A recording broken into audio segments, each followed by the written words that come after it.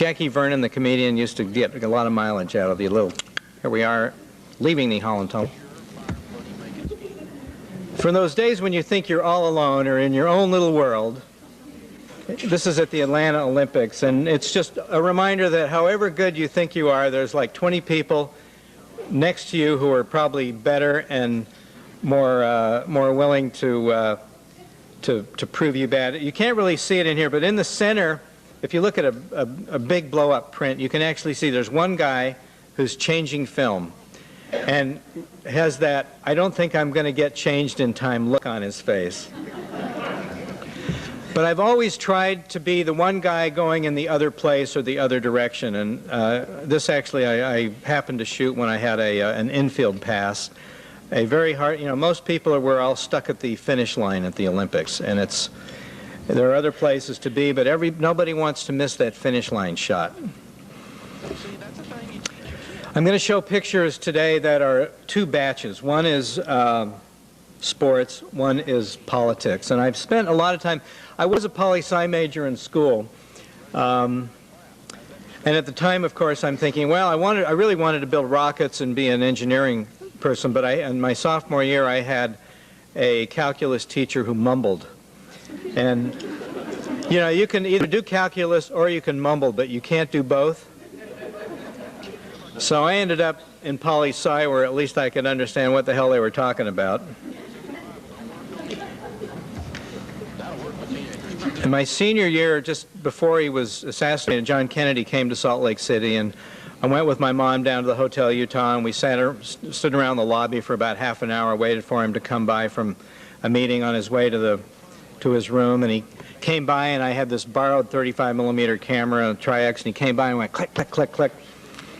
I got home that night and went out to the furnace room, aka dark room, developed it, and I held it up to the light, and it was what the French would call, you know, the triad of greatness, sous-ex, flou, et bougé, which means underexposed, blurry, and out of focus.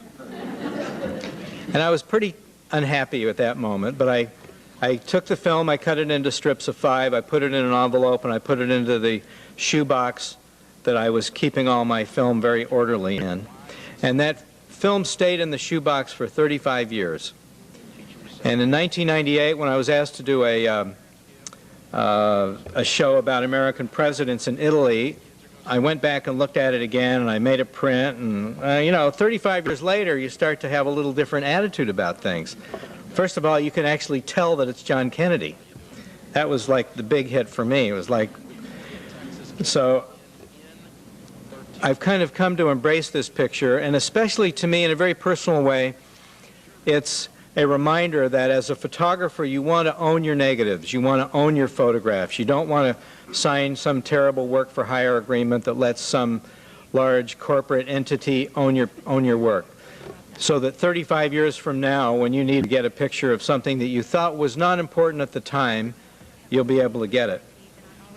This was the next day, opening of the first generator at Flaming Gorge Dam. And that little white skirt across the bottom of the picture is anybody who's ever loaded their own film and not totally got the cap on right. Well, you know what I'm talking about here. It's an iffy game, and you know, you used to have to know how to do all this stuff just to get pictures. This was Lyndon Johnson at a State of the Union message, and they'd actually been a want ad that day in the Washington Post for 50-year-old white guys with glasses. And so fortunately they were able to turn up that night at the Capitol. Nixon and Brezhnev, and as I feel sort of an obligation to point out to those who are yet in college that Nixon is the one on the right. We take so much for granted. And this was the day Nixon resigned, August 9th, 1974. A pretty momentous day, although not half as momentous as it was a month later, on the Sunday when Evel Knievel was supposed to jump the Snake River Canyon with his rocket-powered sky cycle.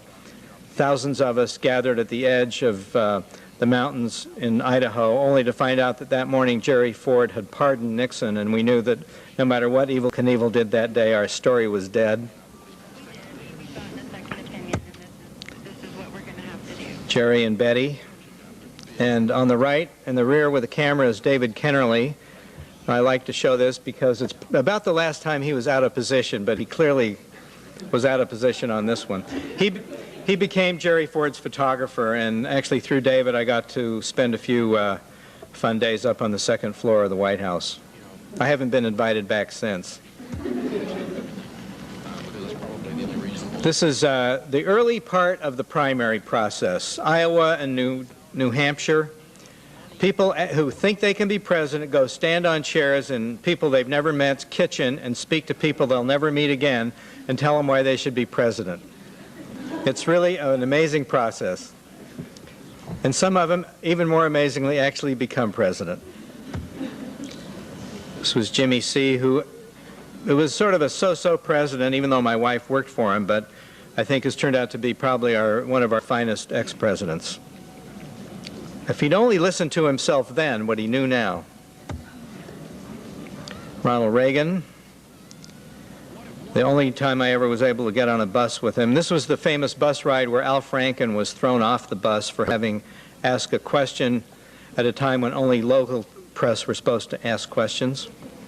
And I think you'll actually see that in Al's in his curriculum vitae. You know, 1976, thrown off the Ronald Reagan bus.